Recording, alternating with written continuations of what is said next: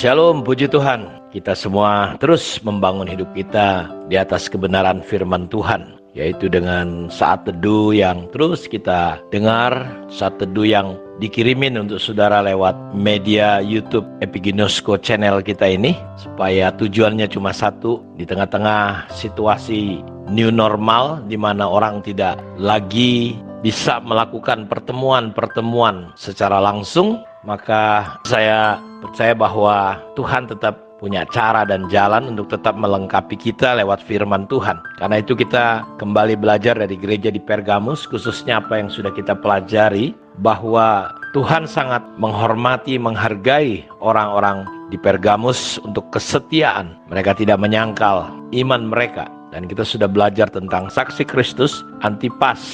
Dan bagaimana sebenarnya kalau kita melihat dari renungan kita sebelumnya, ketika di mana di sana kita lihat di Kisah Rasul pasal ke-7 ayat 55 dikatakan, tetapi Stefanus menatap ke langit lalu melihat kemuliaan Allah dan Yesus berdiri di sebelah kanan Allah. Lalu katanya, sungguh aku melihat langit terbuka dan anak manusia berdiri di sebelah kanan Allah. Maka berteriak-teriaklah mereka, dan sambil menutup telinga serentak menyerbu dia. Mereka menyeret dia keluar kota lalu melemparinya. Jadi Stefanus mati, dan yang menarik adalah Tuhan Yesus berdiri. Dia tidak duduk seperti yang dikatakan oleh Alkitab. Karena itu ada sebuah penghormatan kalau ketika kita mengalami penderitaan dan kita setia. Dan ini yang dipuji oleh Tuhan Yesus untuk gereja di Pergamus. Nah, saudara tahu, dalam pengiringan kita kepada Tuhan Yesus ada banyak hal yang tentu diperhadapkan kepada kita. Di sejarah kisah bagaimana setelah gereja mula-mula,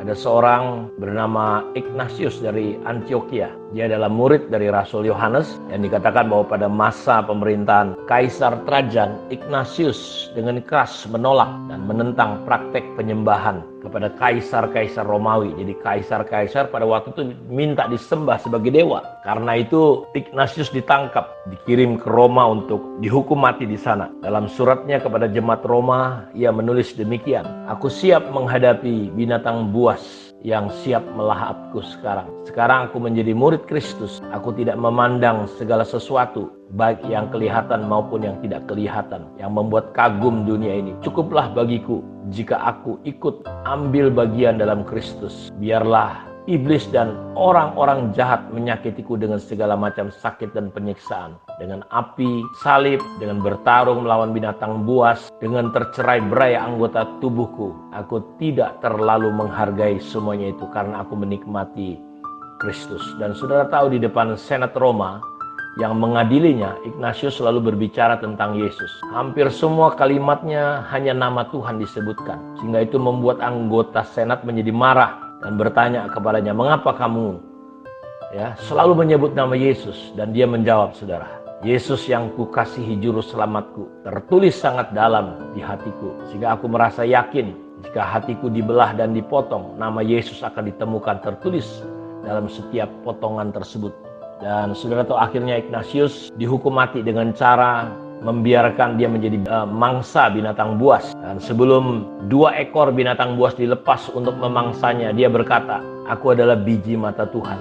Aku digertak oleh gigi-gigi binatang buas supaya aku menjadi roti Kristus yang murni, yang bagiku merupakan roti kehidupan. Dan Bapak Ibu tahu, 2 ekor binatang buas pun dilepas dan langsung menerkam dan memangsa Ignatius. Seluruh tubuhnya dimakan habis binatang buas itu, hingga hanya tertinggal beberapa potongan tulangnya saja. Jadi kita melihat kisah yang luar biasa. Dan kalau Bapak Ibu perhatikan bahwa rata-rata murid Tuhan, tentu selain Yudas mereka itu hampir semua mati syahid. Betul-betul baptisan api itu, penderitaan karena nama Tuhan itu. Ya, kecuali tentu Yudas. Yudas mati bunuh diri karena menjual Yesus. Dia menyesal, dia bukan bertobat, malah dia bunuh diri. Kita lihat bahwa murid-murid Tuhan, salah satunya adalah Yakobus kalau kita baca di Kisah Rasul, bagaimana kepalanya dipenggal. Petrus juga hampir waktu itu, tetapi Petrus masih diizinkan, tugasnya belum selesai. Karena itu saya mau mengajak saudara, dalam kitab Filipi pasal yang ketiga, Rasul Paulus berkata seperti ini, bahwa kerinduan hatinya adalah mengenal Dia dan kuasa kebangkitannya. Jadi ini sebuah pernyataan yang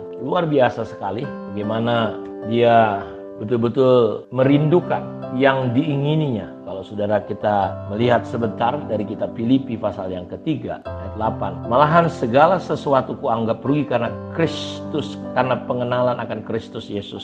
Tuhanku lebih mulia daripada semuanya. Oleh karena dialah aku telah melepaskan semua itu dan menganggapnya sampah, supaya aku memperoleh Kristus dan berada dalam dia bukan dengan kebenaranku sendiri karena mentaati hukum Taurat, melainkan dengan kebenaran karena kepercayaan pada Kristus, yaitu kebenaran yang Allah anugerahkan berdasarkan kepercayaan yang ku kehendaki.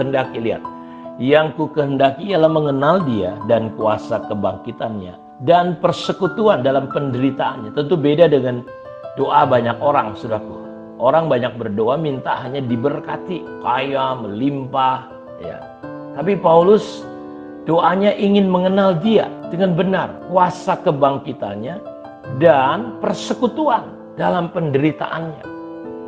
Karena jalan ya penderitaan itu membawa dia, menurut dia ya, di mana aku menjadi serupa dengan dia dalam kematiannya, supaya akhirnya aku beroleh kebangkitan dari antara orang mati. Jadi berbeda sekali banyak keinginan gereja dan orang percaya hari ini dengan apa yang Paulus inginkan di dalam kehidupannya.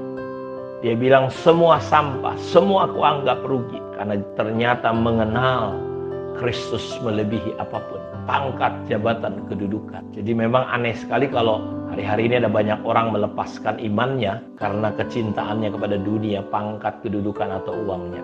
Yang membuat gereja di Pergamus dipuji oleh Tuhan karena mereka tetap setia.